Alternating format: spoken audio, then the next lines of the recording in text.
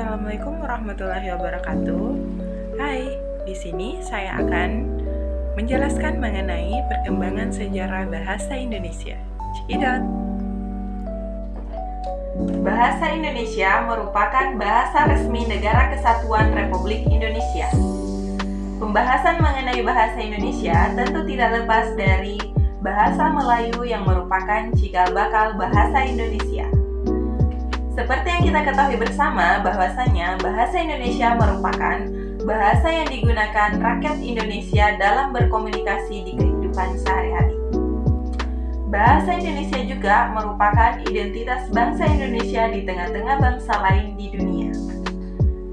Bahasa Indonesia sebelum resmi menjadi bahasa nasional negara Indonesia lebih dulu dikenal sebagai bahasa Melayu. Hingga pada tanggal 28 Oktober 1928 ditetapkan bahasa Melayu sebagai bahasa resmi negara Indonesia yang bertepatan dengan lahirnya Sumpah Pemuda.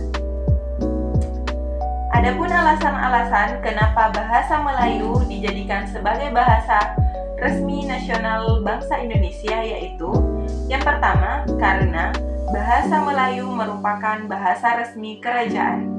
Yang kedua, bahasa Melayu merupakan bahasa perantara atau lingua franca. Yang ketiga, bahasa Melayu merupakan bahasa resmi yang digunakan pada saat pemerintahan Hindia Belanda. Yang keempat, bahasa Indonesia merupakan bahasa yang bersifat terbuka. Dan yang terakhir, yang merupakan alasan paling penting yaitu bahasa Melayu secara sukarela diterima oleh suku-suku yang ada di Indonesia sebagai bahasa nasional bangsa Indonesia. Seiring mengembangkan bahasa Indonesia, pemerintah serta praktisi bahasa menginisiasi pertemuan untuk membahas bahasa Indonesia dan perkembangannya dalam sebuah kongres bahasa. Kongres ini dilaksanakan 1 kali dalam 5 tahun.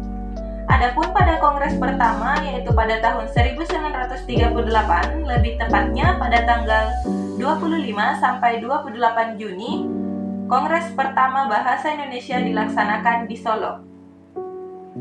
Dari hasil kongres ini menyimpulkan bahwa pembinaan serta perkembangan bahasa Indonesia dilakukan secara sadar oleh cendekiawan dan budayawan bahasa Indonesia.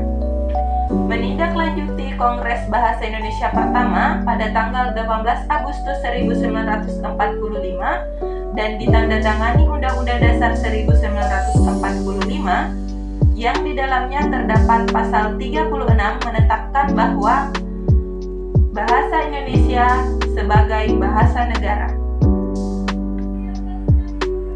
Sekian dari video saya, semoga bermanfaat.